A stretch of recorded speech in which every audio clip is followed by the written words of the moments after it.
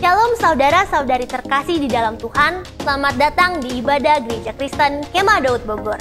Kami sangat senang atas kehadiran dan keterlibatan Bapak Ibu saudara-saudari dalam ibadah hari ini.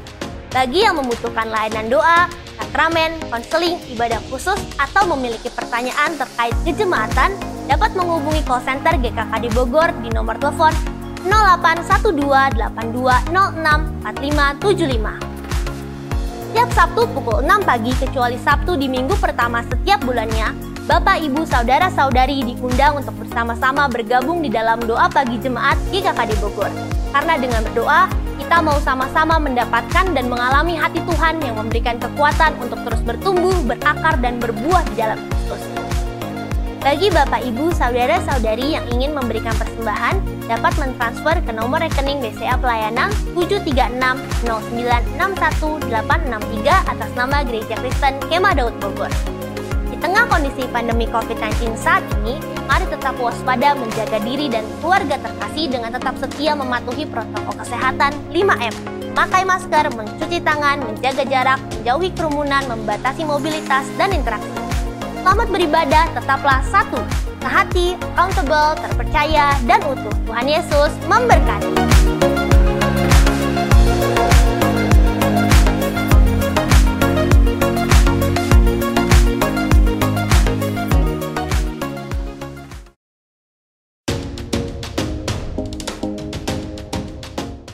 Shalom saudara-saudara terkasih keluarga besar GKKD Bogor. Selamat memasuki dan menjalani tahun 2022. Di tahun ini kita bersyukur kita ada satu tema yang sederhana tapi luar biasa. Hanya satu kata, yaitu satu. Tema yang hanya satu kata ini akan membawa kita kepada satu pengertian, satu semangat yang baru, yaitu tentang kesehatian, accountable, dapat diandalkan, terpercaya, dan utuh.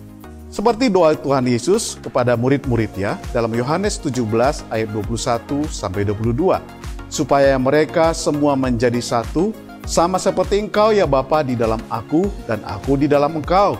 Agar mereka juga di dalam kita, supaya dunia percaya bahwa Engkaulah yang telah mengutus aku dan aku telah memberikan kepada mereka kemuliaan yang Engkau berikan kepadaku, supaya mereka menjadi satu sama seperti kita adalah satu. Saya percaya sekalipun tema ini sederhana tapi jujur, hal ini tidaklah mudah untuk kita terapkan karena ada begitu banyak realitas perbedaan di antara kita sebagai umat Tuhan. Tetapi saya percaya di tengah perbedaan ini, oleh kasih karunia Allah, kita dapat bersatu dengan berbagai kekayaan dan potensi yang ada. Tuhan Yesus yang akan memampukan dan menyatukan kita untuk satu sebagai tubuhnya yang berkarya sehingga dunia percaya bahwa Yesus adalah Tuhan. Mari jemaat Tuhan, inilah waktunya kita satu. Tetaplah satu, sehati, accountable, terpercaya, dan utuh. Tuhan Yesus memberkati.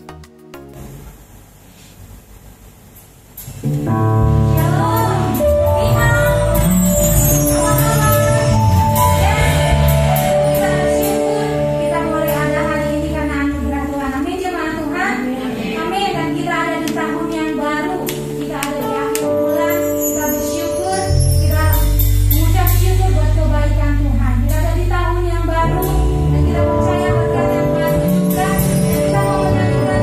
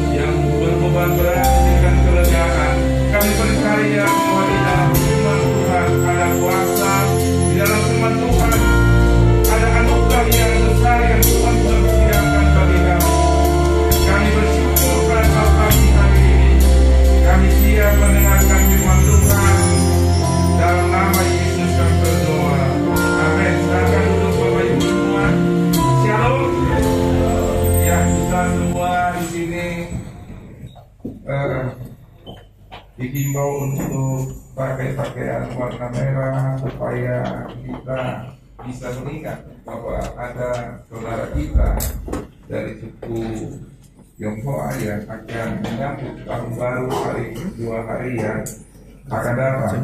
Ya, kita juga berdoa agar suku ini boleh mengalami Tuhan, boleh datang kepada Tuhan dan dimenangkan untuk kemuliaan nama Tuhan. Hari ini kita mau untuk terus berjalan di dalam tema tahun ini, yaitu satu. Ya, satu hari ini adalah satu tujuan kepada Tuhan. Hari ini kita akan mau belajar untuk kita benar-benar ada satu komitmen untuk apapun yang kita lakukan, tujuannya adalah Tuhan. Tujuannya adalah untuk kemuliaan nama Tuhan. Tuhan mau ingatkan kita hari lepas hari agar setiap langkah kita, setiap ucapan kita itu benar-benar fokus, dikatakan itu benar-benar fokus untuk satu tujuan, yaitu untuk kemuliaan Tuhan. Dikatakan tema kita dalam bahasa Inggris ini dikatakan focus and rely on God. Bagaimana untuk hidup kita benar-benar berpusat kepada Tuhan dan mengandalkan Tuhan. Kita benar-benar menyerahkan seluruh kehidupan kita, mempercayakan seluruh kehidupan kita hanya kepada Tuhan. Ya.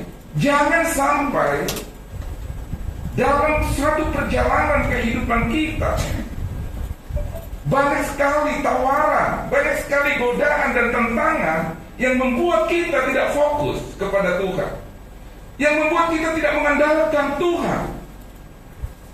Ya.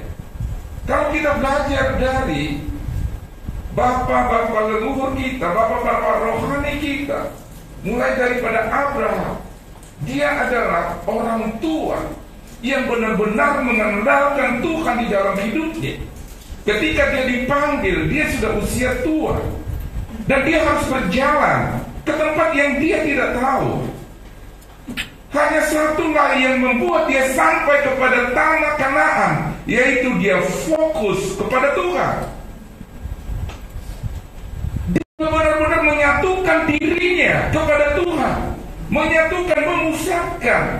Dia harus mengkalibrasi seluruhnya kehidupan dia, panca indera dia untuk menyatu dengan Tuhan.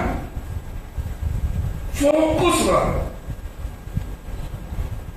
yang membawa dia kepada Tuhan sampai kepada tanah perjanjian itu.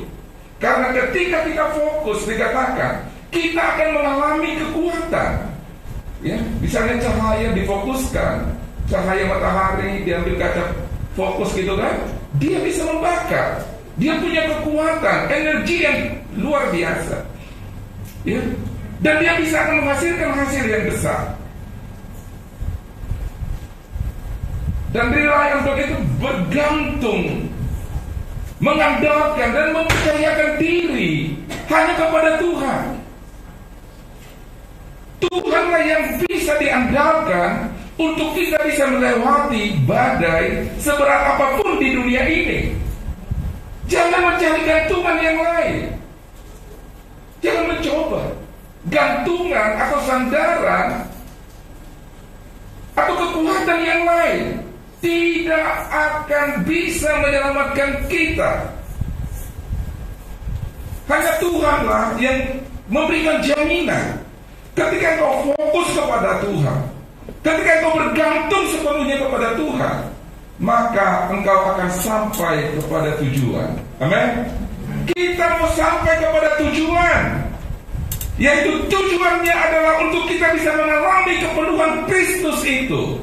Seperti apa yang dituliskan di dalam Kolose pasal 3 ayat 15 sampai 16 dikatakan seperti ini. Hendaklah damai sejahtera Kristus memerintah dalam hatimu. Jadi inilah tujuannya. Untuk itulah kita dipanggil oleh Tuhan supaya apa? Ada damai sejahtera daripada Kristus memerintah di dalam hati kita. Orang sulit sekali mengalami damai sejahtera hari-hari ini. Tetapi ketika kita fokus kepada Tuhan dan bergantung kepada Tuhan, maka damai sejahtera Kristus itu akan memerintah di hati kita. Karena untuk itulah kamu telah dipanggil menjadi satu tubuh. Dan bersyukurlah, ayat 16, hendaklah perkataan Kristus diam dengan segala kekayaannya di antara kamu, sehingga kamu dengan segala hikmat mengajar dan menegur seorang akan yang lain, dan sambil menyanyikan mazmur dan puji-pujian dan nyanyian rohani, kamu mengucap syukur kepada Allah di dalam hatimu. Efesus pasal 5 ayat 19, dan berkata-katalah seorang kepada yang lain dalam mazmur, kidung puji-pujian dan nyanyian rohani, bernyanyi dan bersoraklah bagi Tuhan dengan segenap hati. Naikkanlah pujian kepada Tuhan, dikatakan. Banyak orang akan datang dan menjadi takut, lalu percaya kepada Tuhan. Ketika pujian yang tulus, yang menyatu dengan kehidupan kita, keluar dari bibir kita, maka orang akan menjadi takut dan orang itu akan percaya kepada Tuhan. Ayatnya yang ke-15 dikatakan, hendaklah damai sejahtera Kristus memerintah dalam hatimu, karena untuk itulah kamu telah dipanggil menjadi satu tubuh. Apa yang menjadi tujuan panggilan Kristus dalam hidup kita? Untuk apa kita fokus? Karena di dalam Kristus itu ada damai sejahtera yang berkelimpahan di dalam kehidupan kita, dikatakan. Sehingga Tuhan panggil kita untuk satu tubuh, dikatakan. Satu, artinya Kristus menjadi pusat. Kristuslah yang akan menyatukan kita. Satu tubuh. Dikatakan kalau satu tubuh itu rapi, tersusun, terhubung satu dengan yang lain, dan bergerak bersama-sama. Amin. Adakah tubuh kita bergerak tidak bersama-sama? Kaki melangkah, kepala tinggal? Tidak. Kita pasti ketika satu bagian tubuh bergerak, semuanya pasti bergerak. Utuh, dikatakan. Supaya gereja bisa utuh, maka dia harus dipersatukan oleh Kristus. Kristus itu harus menjadi pusat di dalam kehidupan kita. Kristus itu harus menjadi pusat bagi keluarga, bagi gerejanya. Efesus pasal 4 ayat 15 dikatakan, tetapi dengan teguh berpegang kepada kebenaran dalam kasih, kita bertumbuh di dalam segala hal ke arah Dia, Kristus yang adalah kepala, Kristus yang adalah pusatnya. Kita akan menjadi satu tubuh di mana kepalanya adalah Kristus. Artinya apa? Kita dikendalikan oleh Kristus. Setiap langkah, setiap kata, setiap perilaku kita dikendalikan oleh Kristus. Kita mau satu, dikatakan. Satu tubuh, dikatakan. Yang dikendalikan oleh Kristus, yang dikendalikan oleh Tuhan, yang dikendalikan oleh maunya Tuhan, dikatakan, bukan maunya kita. Dan kita sedang melangkah untuk apa? Untuk satu penyelesaian amanat agung yang luar biasa, yang besar yang Tuhan perintahkan kepada kita. Kita dipanggil untuk kita menjadi satu, dikatakan. Satu. Dan hanya satu pribadi yang bisa untuk menyatukan, yaitu Kristus sendiri. Tidak bisa disatukan oleh organisasi, tidak bisa disatukan oleh apapun, tetapi Kristuslah yang akan bisa untuk menyatukannya. Ayat 16 dikatakan, hendaklah perkataan Kristus diam dengan segala kekayaannya di antara kamu, dikatakan. Ketika engkau satu di dalam Tuhan, percayalah bahwa damai sejahtera Tuhan akan menyertai kita. Dan yang kedua, perkataannya tinggal di dalam kita. Dikatakan, sehingga kamu dengan segala hikmat mengajar. Di dalam kesatuan tubuh Kristus itu butuh pengajaran. Tidak akan bisa satu kesatuan yang benar-benar murni, utuh, tanpa diajar. Jadi orang-orang, pribadi jemaat ini, jemaat yang di Kolose ini dikatakan, untuk engkau bisa satu, engkau harus benar-benar menerima pengajaran. Engkau harus mengajar satu dengan yang lain, ya. Dan ekspresi di dalam tubuh Kristus ada saling mengajar dan diajar. Untuk apa? Untuk bisa hidup di dalam kebenaran. Kita tidak akan mungkin bisa hidup di dalam kebenaran satu dengan yang lain tanpa kita mendapatkan pengajaran yang sama.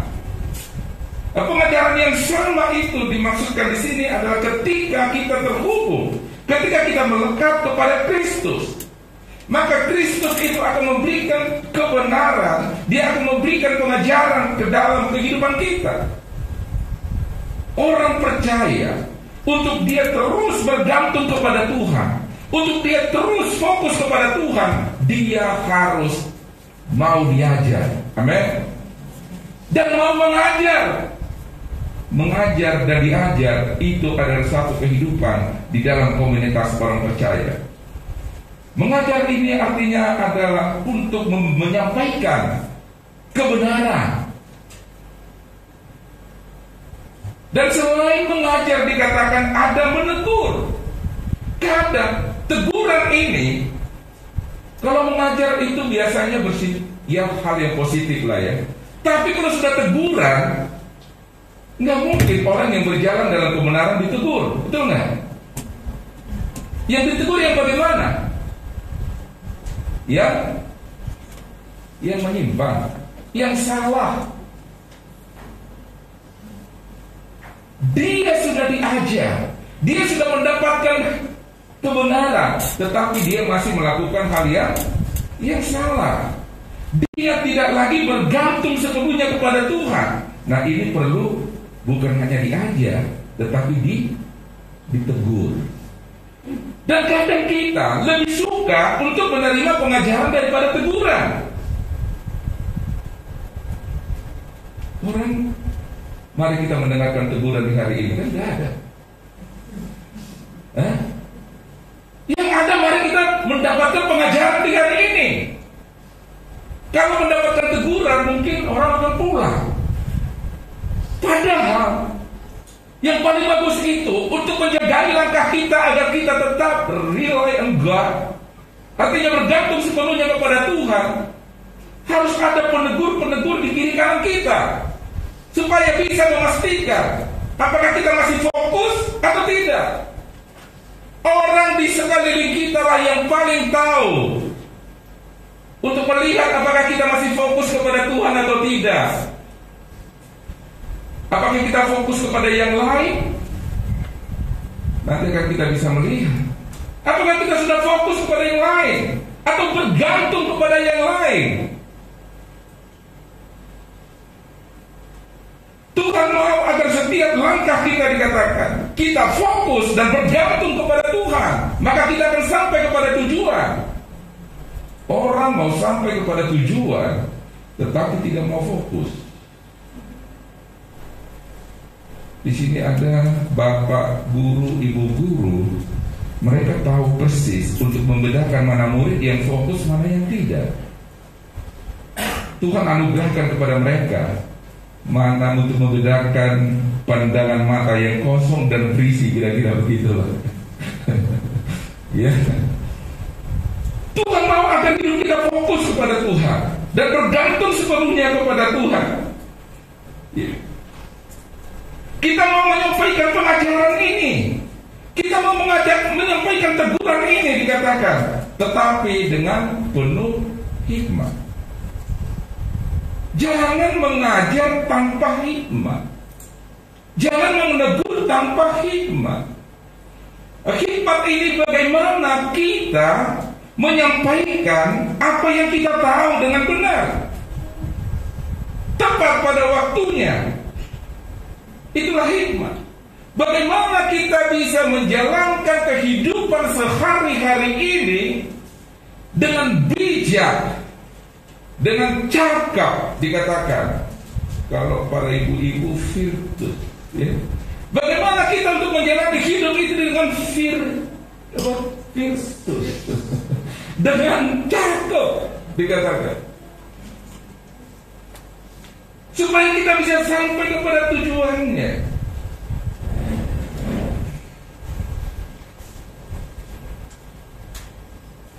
Bagaimana supaya perkataan kita itu bisa tepat? Kita mendapatkan pengajaran yang daripada Tuhan, kita belajar.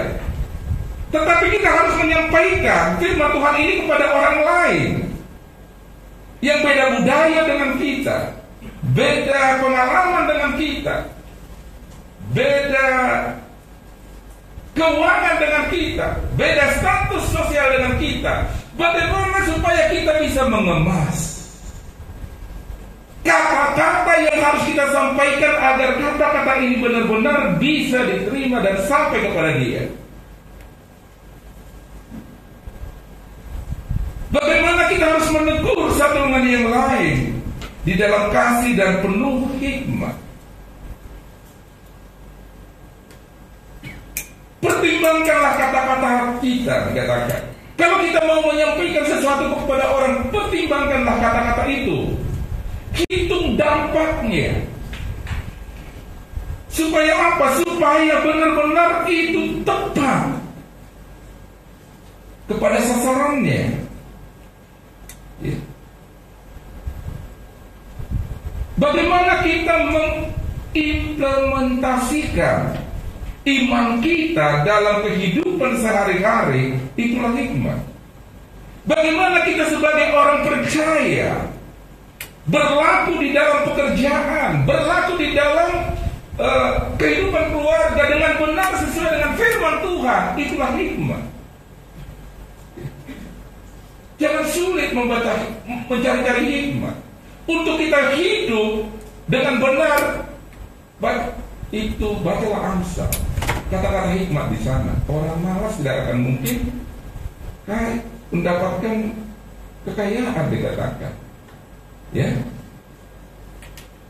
itu bacalah di sana. Bagaimana berlaku hidup, mulai daripada tidur sampai bangun, sampai kerja, sampai menabur, semua ada di situ. Berlakulah dengan benar seperti itu. Demikian juga dengan kitab Yakobus. Itu adalah sebenarnya pesan-pesan hikmat. Bagaimana menjaga lidah, bagaimana menjaga mata, bagaimana menjaga pikiran kita. Hikmat ini penting sekali. Supaya apa? Supaya kita berkata, supaya kita bertindak. Bukan kita yang dipuji, tapi Tuhanlah yang dipuji. Bukan kita yang diagungkan, tetapi Tuhanlah yang diagungkan. Itu butuh hikmat. Jangan sampai ketika kita menyampaikan firman, orang datang kepada kita dan kita menjadi gantungannya, andalannya. Kita harus menyampaikan firman agar orang itu bisa fokus kepada Tuhan. Dan Tuhanlah yang menjadi andalannya, Tuhan yang menjadi penolong bagi dia. Kita harus menyampaikan firman untuk orang bisa datang kepada Tuhan. Dan seterusnya dikatakan bahwa sampaikanlah dengan kata-kata pengajaran itu, teguran itu, tapi dengan hikmat. Jangan Tuhan berkata cuma satu, kita berkata dua. Dengan hikmat. Kata-kata yang lahir daripada itu harus kita timbang dengan benar, supaya itu bisa menjadi berkat bagi orang lain. Karena kalau sudah keluar, nariknya akan susah sekali. Nariknya akan susah sekali. Misalnya saya marah-marah di rumah, itu mah enak bagi saya marah-marah gitu ya. Tapi menarik kemarahan ini dari hati istri saya, dari hati anak saya, dari hati orang yang mendengar, itu mah susah sekali. Jadi untuk kita bisa menjadi satu di dalam Tuhan, satu untuk sampai kepada tujuannya Tuhan, kita harus dipenuhi oleh hikmat surgawi ini. Dan dikatakan ketika kau mengajar atau menegur orang lain, sampaikanlah sambil bermazmur, bernyanyi, dan nyanyi puji-pujian dan nyanyian rohani. Ya. Kita harus menyampaikannya dengan sukacita. Kita tidak boleh terbeban berat untuk menyampaikannya. Kita harus menyampaikan itu dengan mazmur kepada Tuhan. Kidung puji-pujian dikatakan dan nyanyian rohani. Dan ketika kita menaikkan satu pujian mazmur kepada Tuhan, kita harus menyatu dengan lagu itu. Artinya apa yang keluar dari mulut kita itu benar-benar nyatu dengan hidup kita. Jangan lain lagunya, lain karakternya. Ya. Jangan lagunya mengikuti Yesus keputusanku, tahu-tahunya dia kemana? Ya, suaranya sih bagus, tetapi kemasannya berbeda dengan isi, kira-kira begitu. Kita harus benar-benar menyampaikannya dengan sukacita dan penuh rasa syukur kepada Tuhan. Artinya kita harus benar-benar bergantung sepenuhnya kepada Tuhan. Apapun yang kita lakukan, bergantunglah sepenuhnya kepada Tuhan. Yang terakhir adalah slide ini, karena kita benar-benar hari ini akan ada acara yang luar biasa setelah khotbah ini. Slide-nya yang terakhir seperti ini. Untuk kita bisa satu tujuan kepada Tuhan, untuk kita bisa sampai kepada tujuannya dan fokus kepada Tuhan, dikatakan adalah seperti ini. Harus dimulai dengan start itu, yaitu tanda salib itu. Tidak mungkin orang sampai kalau memulainya itu tidak benar. Tidak mungkin orang bisa sampai masuk dalam satu pertandingan kalau memulainya tidak benar. Ibaratnya, tidak mungkin orang bisa sekolah tanpa mendaftar dulu. Udah, saya langsung kelas 6 aja, duduk kelas 4, kelas 6 gitu kan. Iya, kamu udah daftar belum? Belum, saya di sini aja. Ya nggak mungkin dia lulus. Orang yang lulus dia mungkin nggak dipanggil-panggil kelulusannya. Nah demikian juga dengan hidup kita. Hidup kita ini harus kita mulai dengan benar, yaitu start di dalam Tuhan. Terima Yesus dalam hidupmu. Jadi slide-nya kemana?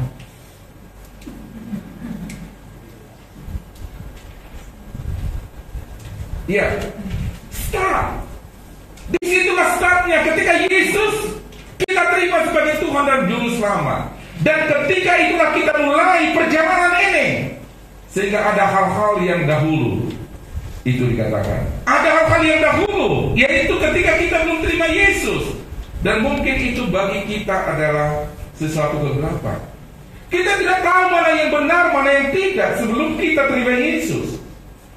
Kita akan hidup sesuai dengan budaya, sesuai dengan ajaran orang tua dan segala macam sebelum kita terima Yesus. Tetapi ketika kita sudah terima Yesus, maka Yesus akan bilang, fokuslah. Aku di dalam engkau dan aku di dalam dan engkau di dalam aku. Tuhan Yesus seperti itu. Aku di dalammu, engkau di dalam saya. Dan inilah saatnya kita mulai perjalanan ini. Inilah saatnya engkau harus fokus untuk kau sampai kepada tujuan itu. Fokus and rely on God.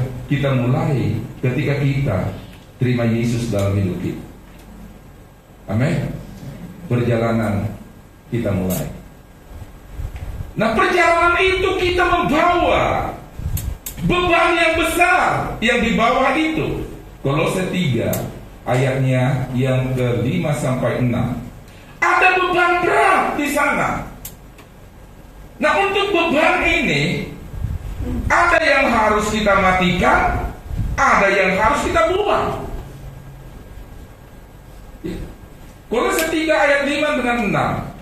Paulus menasihati kepada orang-orang Kolose yang adalah orang-orang sudah menerima Tuhan pada saat itu, orang percaya pada saat itu.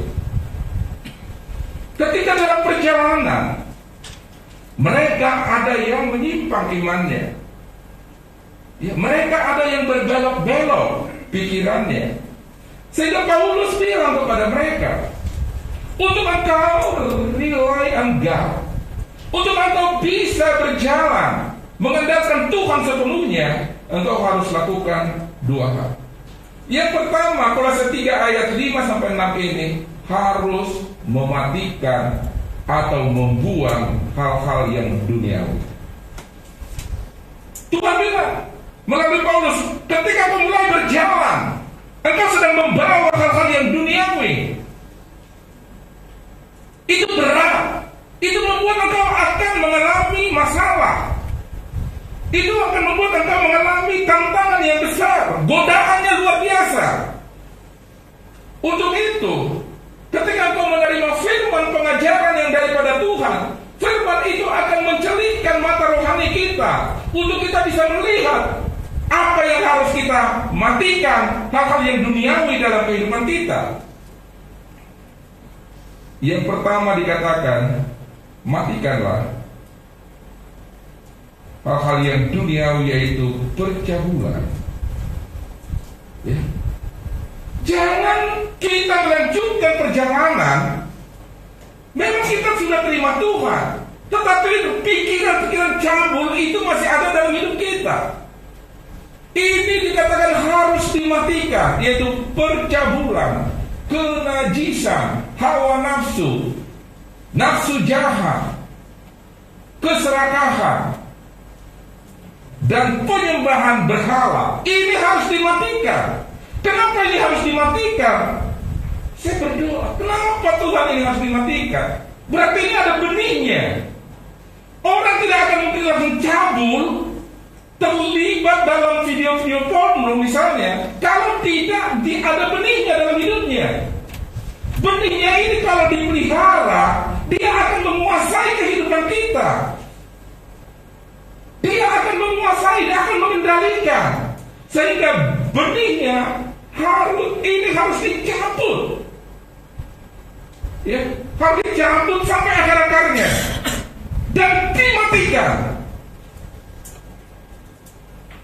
Kalau tidak, nggak boleh dikurangi. Amin. Dikurangin duluan, nggak bisa. Harus diapain?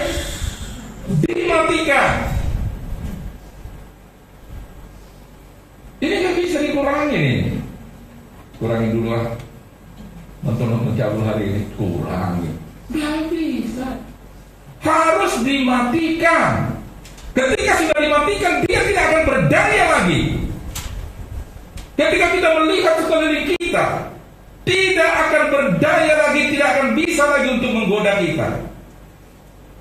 Hal ini akan mengganggu kita untuk fokus kepada Tuhan. Hal ini akan mengganggu kita untuk terus mengandalkan Tuhan, dan membuat kita akan on off. Jangan berjalan mundur, berjalan maju kepada Tuhan. Harus berjalan maju.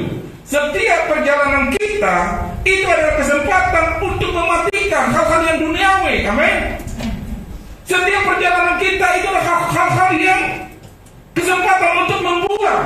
Ada yang harus dibuang, yaitu marah, geram, kejahatan, fitnah, kata-kata kotor, dan saling mendustai. Ini dibuang, dikatakan. Yang tadi dimatikan supaya tidak berdaya lagi, dan ini dibuang. Nah, dalam ketergantungan kita kepada Tuhan, hari lepas hari, supaya kita ringan maka ini harus dibuang. Kalau bisa buang dalam satu langkah, bagus sekali, ya. Tetapi untuk membuangnya perlu kita diajar, ditegur, amin. Dan kalau ditegur, buang ya buang, amin. Jangan buang yang sayang. Berkali-kali kita pasti ada waktu kita ditegur atau dinasehati, diajar untuk kita bisa membuang ini. Kenapa kita harus buang dan mematikan ini? Karena ini membuat Tuhan murka. Jangan kita mau masuk rumah seseorang, kita bawa yang paling dia benci. Kira-kira masuk nggak? Anak saya Gladly, dia paling takut sama apa? Dia takut sama kecoa. Ya saya kasih tahu aja sekarang. Jadi kalau datang ke rumah saya mau ketemu dia, jangan bawa satu keranjang kecoa. Ya ditutup itu pintu. Minimum dia teriak-teriak di situ, karena dia belum bisa marah-marah. Tapi kalau Tuhan sudah tahu bahwa itu yang gak dia suka, dia jangan bawa. Terus apa lagi Tuhan? Bawaannya banyak benar nih. Periksa dulu ke najisa, perjamulan. Terus bilang itu udah berat benar. Saya udah ngos-ngosan bawa ini semuanya. Itu udah ditanya, kamu jemaatnya di mana sih? Nah ini buang semua gak laku. Untuk kita fokus kepada Tuhan, dikatakan kita fokus dan kita akan melihat mana yang harus dibuang, mana yang harus dimatikan. Dan berjalan kepada Tuhan kita butuh energi. Yaitu pertama beban itu disingkirkan, dibuang. Dan kita dikatakan Kolose 3 ayatnya yang 12 dikatakan, kenakanlah atau tambahkanlah belas kasihan, kemurahan, kerendahan hati, kelemah lembutan, kesabaran, pengampunan, kasih yang mempersatukan dan damai sejahtera, bersyukur. Untuk kita bisa rely on God dan fokus terus kepada Tuhan sampai kepada tujuan, kita harus mengerti mana yang harus dibuang, mana yang harus kita tambahkan. Jangan salah buang. Yang dibuang belas kasihan. Nah itu butuh pengajaran. Amin. Butuh diajar dan butuh ditegur. Sebentar, kamu salah buang tadi. Kelihatan dari kamu ini udah kurang belas kasihannya. Kenapa kamu buang belas kasihan? Pakai lagi. Salah buang kamu, malah dipakai ditambah marah. Jangan salah tambah. Jadi pengajaran untuk kita lihat satu di dalam Tuhan, harus kita mau diajar untuk kita bisa membedakan mana yang harus dibuang, mana yang harus ditambahkan. Jangan salah buang, salah nambah. Itulah yang Tuhan mau dalam hidup kita. Untuk kita bisa satu di dalam Tuhan, kita harus mengerti apa yang harus ditambah, apa yang harus dikurangi. Dan itu butuh kita diajar untuk kita berpusat kepada Kristus. Dan dalam satu perjalanan antar negara yang tidak boleh hilang adalah paspornya. Tiket masih bisa dibeli, tapi kalau udah hilang paspornya di negara orang lain, stoplah kita bisa. Demikian juga dengan kehidupan kita. Kita harus melihat apa yang terpenting dalam hidup kita, bahwa yang terpenting adalah Yesus. Iman kepada Yesus itu tidak boleh hilang. Apapun kondisinya, apapun keadaannya, apapun situasi yang kita hadapi, paspor kita adalah darah Yesus untuk kita bisa sampai ke rumah Bapa kita di sorga. Apapun, berapa banyak pun bawaan kita, tanpa Kristus dalam kita, kita tidak akan bisa sampai dikatakan. Karena dia jalan kebenaran dan hidup untuk kita bisa sampai ke rumah Bapa di surga. Amin Bapak Ibu. Kita mau bergerak bersama-sama. Kita satu tubuh dan berpusat kepada Kristus. Kita mau bergerak sama-sama untuk sampai kepada tujuan yang sudah ditetapkan oleh Tuhan. Kita bukan sekedar berjalan, tapi kita mau berlari. Amin. Kita mau ada percepatan. Kita mau untuk kita bisa bergerak bersama. Dan tidak ada yang menonton, hanya penonton saja. Tapi kita mau berlari untuk panggilan surgawi. Mari kita berdoa untuk kita bisa terus mengandalkan Tuhan. Dan kita tidak mau untuk ketinggalan, tapi kita mau berlari. Supaya kau berlari bisa, engkau harus pakai kekuatan yang daripada Tuhan. Singkirkan yang tidak sesuai, yang tidak perlu.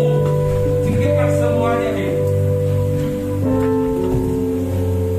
Mari Bapak Ibu, kita mau bangkit berdiri. Mari kita renungkan firman Tuhan yang sudah kita dengar. Tuhan mau agar kita satu bergerak bersama. Dan kita mau untuk diajar, untuk dinasehati, ditegur, agar kita melepaskan hal-hal yang tidak perlu. Dan kita mau menambahkan kekuatan yang baru daripada Tuhan. Kita mau berlari.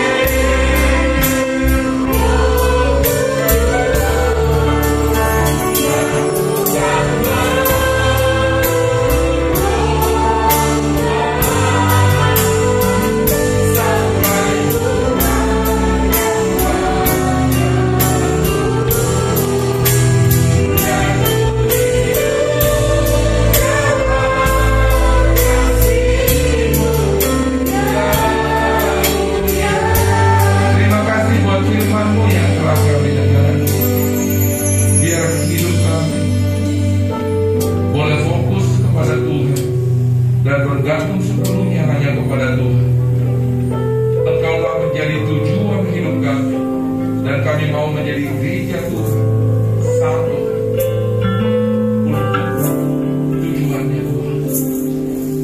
Terima kasih Tuhan, dalam nama Yesus kami berdoa. Amin. Kita akhiri ibadah kita bangkit berdiri semua, ya.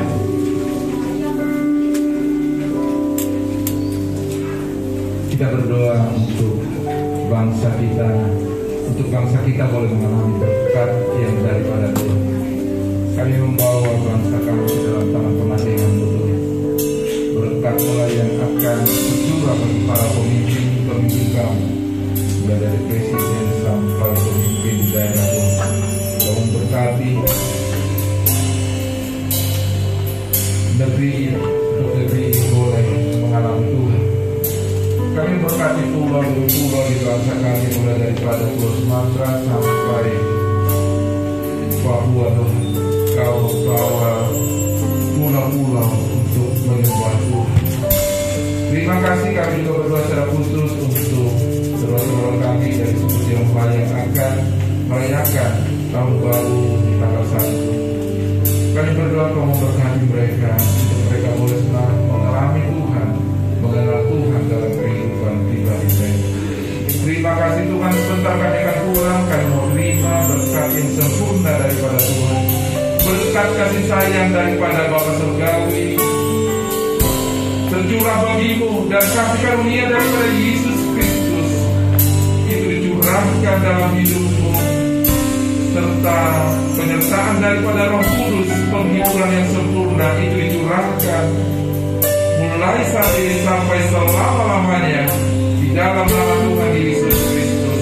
Baik, semua kita yang menerima berkat katakan amin. Terima kasih sudah mengikuti ibadah Gereja Kristen Kemah Daud Bogor. Berikut pengumuman untuk minggu ini. Mari terus berpartisipasi dalam diakonia GKKD Peduli yang akan disalurkan untuk kegiatan bansos, bantuan pokok untuk jemaat yang kurang mampu, dan kota program orang tua asuh untuk membiayai siswa yang kurang mampu. Mari tetap setia dalam janji iman misi, persembahan, dan perpuluhan yang dapat diberikan melalui transfer ke nomor rekening BCA Pelayanan 7360961 863 atas nama Gereja Kristen Kemah Daud Bogor. Mari pastikan pula untuk tetap terhubung melalui doa, pemuridan, ibadah, dan komunitas sel di kelompok usia masing-masing, serta tetap setia membaca Alkitab 4 pasal per hari untuk tetap bertumbuh dalam iman yang semakin kuat di dalam Kristus. Untuk renungan harian dapat diakses di website GKKD Bogor www.gkkdbogor.com. Dan untuk informasi seputar kejemaatan dan materi khotbah setiap minggunya dapat diakses melalui Facebook, Instagram, dan YouTube GKKD Bogor. Jangan lupa di-follow dan di-subscribe supaya tetap update dan tidak ketinggalan informasi terbaru. Tetap sehat, tetap semangat, tetap satu, sehati, accountable, terpercaya, dan utuh. Tuhan Yesus memberkati.